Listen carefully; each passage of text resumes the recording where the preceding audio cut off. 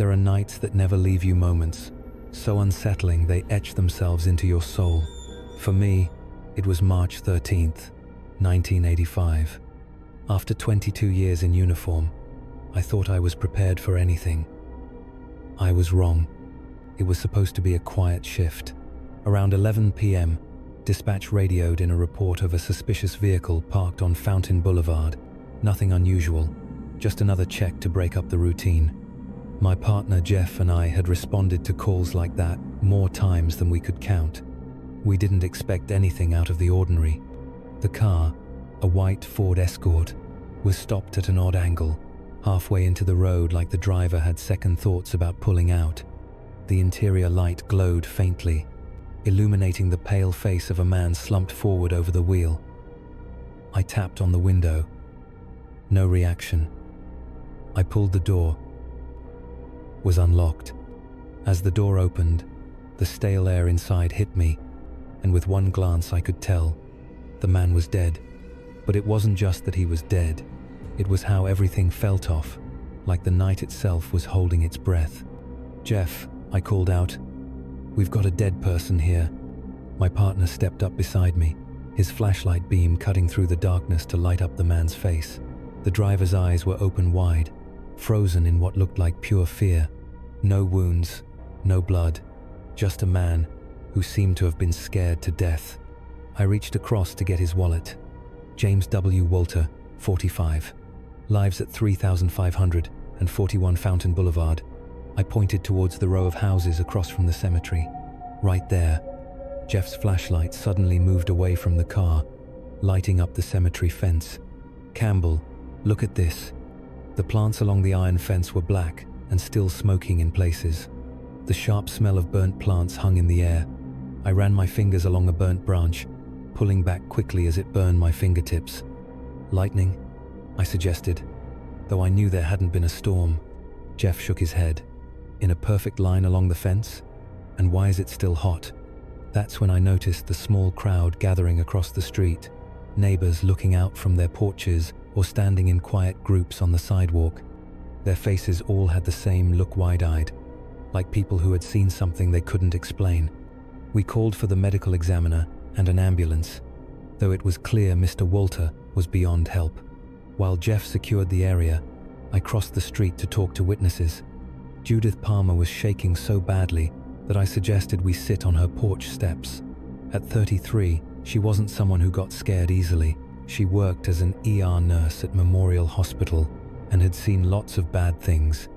"I was in the kitchen making tea," she began, her voice barely above a whisper. "The storm came out of nowhere. When I heard the thunder, I went to the living room window to look out. Not just rain lightning like I've never seen. It was striking again and again all around the cemetery, but none of it was hitting anything, just hanging in the air." She pulled her sweater tighter around her shoulders. "Then I saw them. 4 dogs, big, black as coal. They were running along the cemetery fence, faster than any animal I've ever seen. And their eyes." She looked up at me, tears running down her face. Their eyes were glowing red, actual red light coming from them. "And the fire?" I asked. "Everywhere they ran, things just caught fire. The bushes, the grass, like they were burning the world as they passed through it." She was crying now. I closed my curtains and called my mother. "I know how this sounds. I know you don't believe me." But the problem was, I was starting to believe her. The second witness, Glenn Fortin, was a Vietnam War veteran, not a man who made up stories. He called them hellhounds, like he really meant it. "Sent by the devil himself," he said. "I've seen some things in my life, officer. Things in the jungle that don't have names.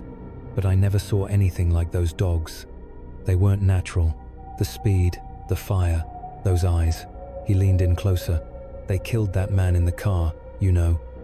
If you see them, and you don't look away quick enough, they take your soul." I wrote it all down, trying to keep my hand steady, professional, calm, but the goosebumps on my arms gave me away. The third witness, old Mrs. Isabella Capella, added something new. "After the dogs ran past my house, I heard a woman screaming. terrible screams, like she was being torn apart. She made the sign of the cross, then silence, just the thunder. When I looked again, the dogs were gone, back into the cemetery. We got the call about Julie Lassetta's body while I was finishing with Mrs. Capella, 25 years old, found killed on Union Boulevard, just around the corner from the cemetery. I left Jeff with Walter's body and the medical examiner and drove the 3 blocks to the second scene. I've seen my share of violent deaths, but nothing prepared me for what waited on that dark stretch of Union Boulevard. Julie Lassetta had been torn open. The police officers who got there first had already taped off the area, and 2 of them were off to the side, one throwing up into the gutter, the other sitting on the curb with his head between his knees. Detective Harlow met me at the tape. "Same thing as your witnesses described," he said, his face pale. "She was walking home from her late shift at the diner. Wrong place, wrong time." I stepped under the tape and walked up to the body. The medical examiner, Dr. Patterson, looked up at me, her usually calm face troubled. "These aren't dog bites, Mark," she said quietly. "At least, not any dog I've ever seen. The tearing pattern, the depth. It would take huge pressure. And the burns." She pointed to several blackened areas around the wounds. These were made at the same time as the bites, like the animal's mouth was super hot somehow. I remembered the smoking fence line and felt dizzy. "Time of death?" I managed to ask. "About 10:30, right when your witnesses saw the dogs."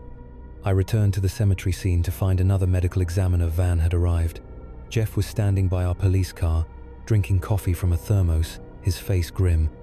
"Walter died of a heart attack," he said.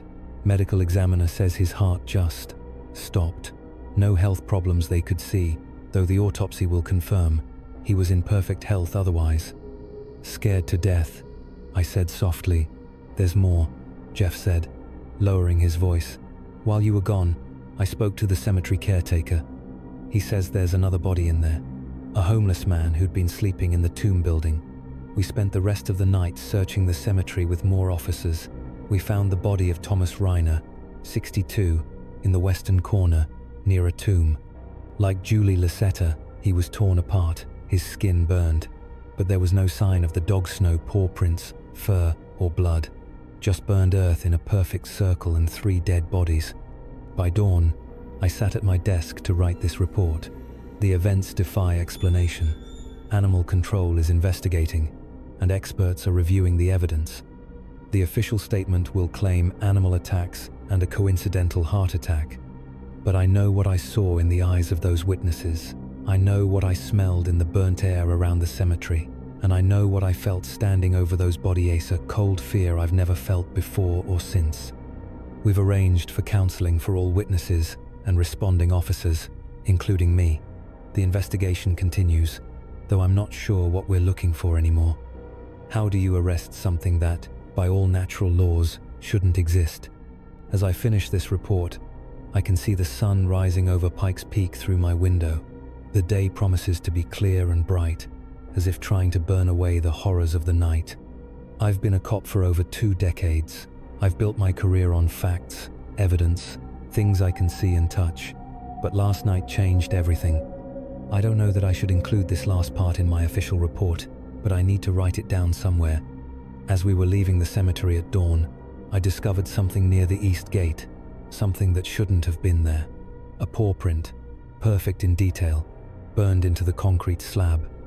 The stone beneath it had melted and then solidified again, leaving a mark that was almost 12 inches wide. The claws were clearly visible, each toe sharp and defined. I took a photo, knowing it was significant. But when I came back with the evidence team an hour later, the concrete had returned to its original smooth state. No trace remained. Some things in this world we're not meant to understand. They linger in the spaces between what we know and what we fear. I'm not sure if those creatures will ever return to Evergreen Cemetery, but I do know one thing. I'll never look at a lightning storm the same way again. This is my account, as truthful and accurate as I can make it. God help us all if it happens again. End of report. Note: Portions of this report are classified for internal review only. And moral of the story is, some truths are more terrifying than fiction. Be careful what you seek, for you may not like what you find.